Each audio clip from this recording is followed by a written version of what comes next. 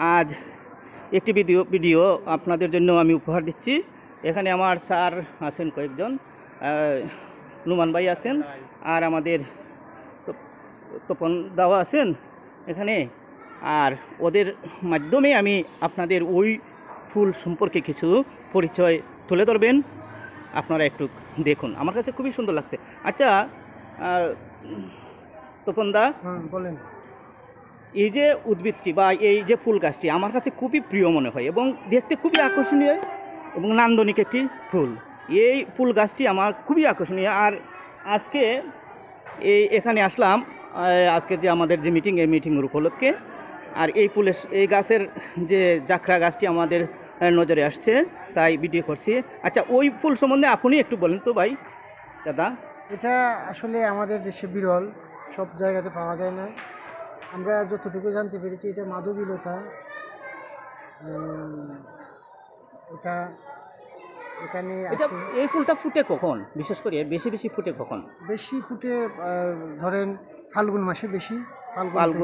ফাল্গুন থেকে শুরু হয় বসন্তকালে বেশি ফুটে, আর বর্ষায় ফুটে কম ফুটে।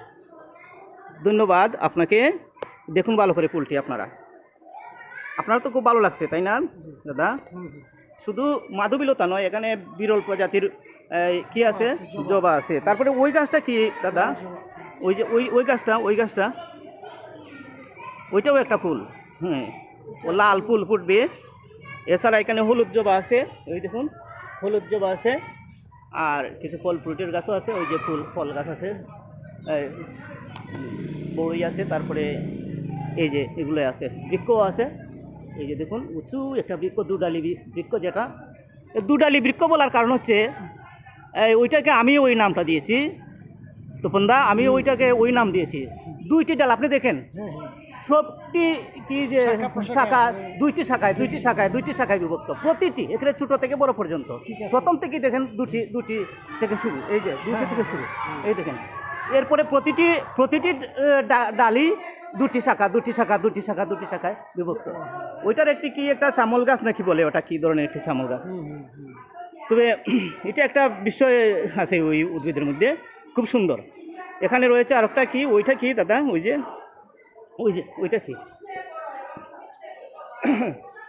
ওই যে ও ফুল, কামিনী ফুল। হ্যাঁ, কামিনী।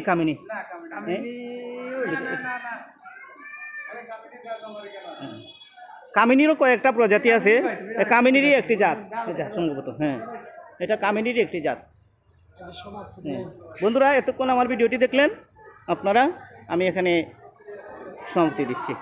ধন্যবাদ বন্ধুরা, আসসালামু আলাইকুম।